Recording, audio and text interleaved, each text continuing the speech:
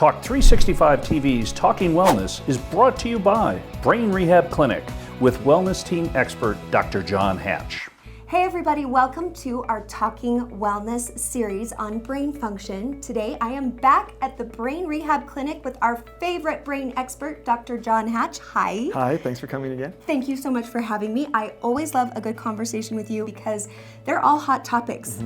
Everyone wants to know how to up-level their life through up-leveling their brain. So today we are going to talk about the developing brain and what is happening there and why we have so many kids struggling with ADHD, emotional disorders. There's so many parents out there who are at the end of their rope, teachers who have given up, kids who are just struggling from every aspect you can think of and going on medications younger and younger and younger. So what's going on? Yeah, you have a huge spectrum here going on. We have kids that aren't talking, aren't focusing, aren't learning, or are really quiet. And then we have the kid that's jumping all over the place, won't pay attention, is aggravated, upset, angry.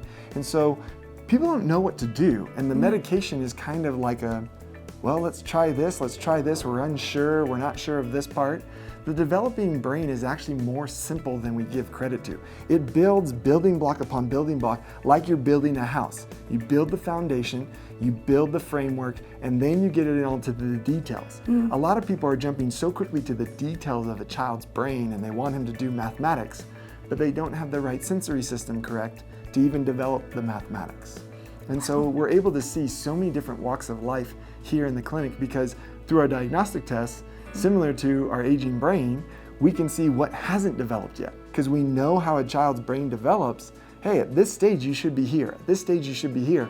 And a lot of parents are like, oh, we missed that window, so now there's no hope there. No, there's complete hope. You can miss 3 of the steps. Your brain can still adapt, you can still make changes. These young brains develop faster. The difference in the clinic is you might not see the same quick result because the quick result is with an already existing brain, like an elderly brain or a teenager or an adult, that you quickly just reconnect things. With a child, it's exciting because you're actually developing a pathway that's never existed for them. The outcome is like huge, life-changing, so life-changing. Yeah. Every experience they're going to have from that point forward is going to be different from that point forward. Well, let's talk about the things that may be contributing, like an injury that you don't know about. Yeah, a lot of times injuries are hugely affected. People will come in and say, oh, my kid's never hit their head. And I'm like, I have a 2-year-old, he falls all the time. He's had more goose eggs than most humans should. And we know that's gonna change how the brain adapts to the environment. Or the child that doesn't sleep through the night. And the parent's like,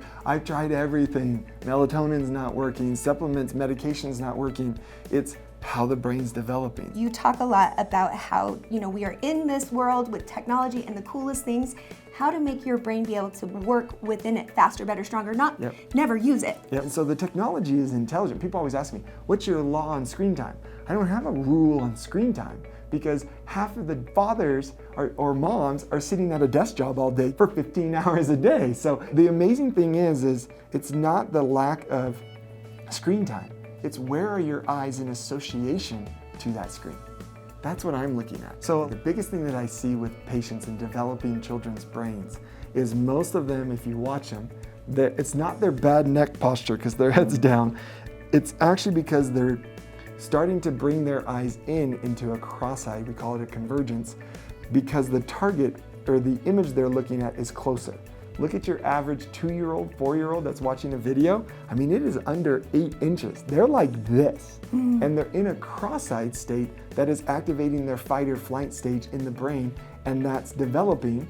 So they're developing the fight or flight with the frontal lobe that is causing their eyes to move all around. So they're not getting the same sensory aspect, and it develops gut issues. It develops these food sensitivities that we've seen higher in today's society than ever before. We've had so many patients that have come in that have had a child that's so underdeveloped that they say, well, they'll never speak, they'll never learn, they'll never read, they'll never walk. And then all of a sudden, 6 months later, 18 months later, that child's walking, reading, focusing, playing, doing all the things that the world has said, you got a broken child, so to speak. Yeah. I don't think any child's broken. I believe every child has a chance if we can activate their brain right. Even the anger emotional traumas are more neurological than they are emotional.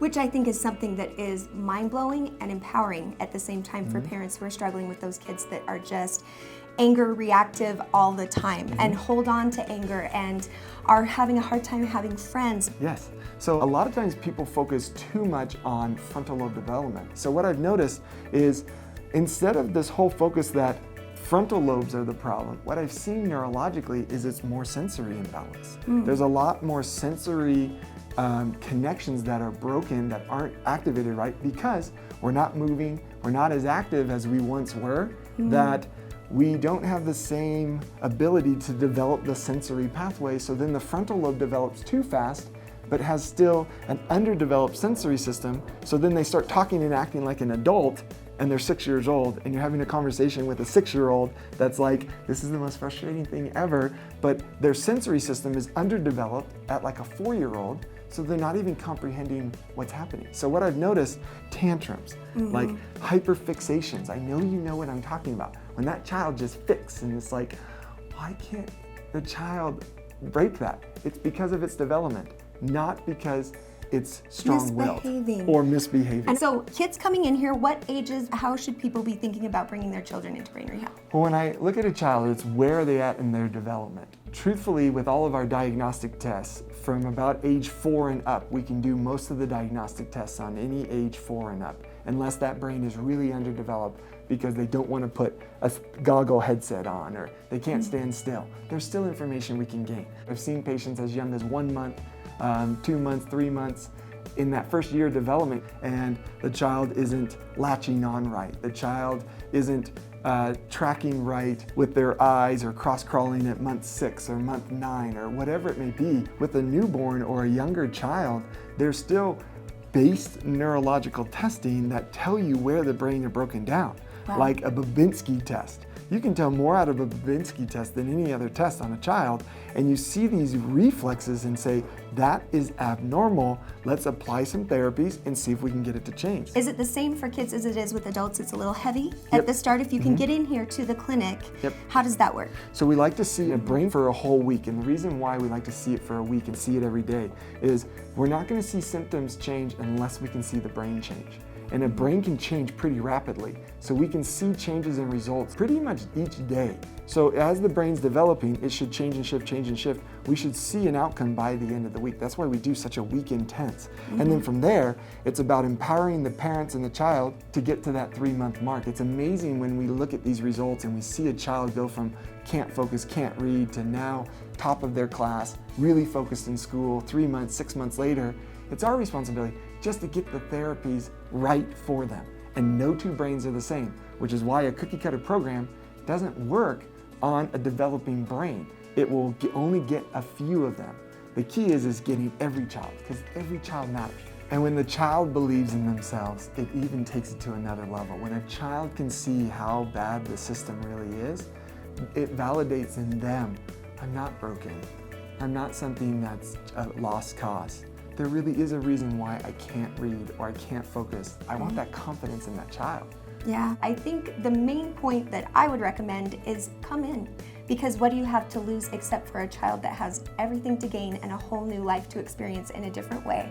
And the testing here is so thorough and so on point that you're gonna know if this is the right thing to do or not. So the best way is log on to his website. There is tons of information there. There are online trainings, and there are even initial consultations that you can purchase to learn more before you even need to come in here to know if this is the right thing for you, your family, your child. And then get in here, get this work done. Your kids are gonna thank you. You're gonna be happier, everyone's happier. When the brain is happy, everyone's happy. That's what I've learned. So true. Well, Dr. Hatch, thank you so much. Always a pleasure. Thank you. I can't wait till the next round, but in the meantime, don't go anywhere. We'll be right back right here on Talk365TV right after this.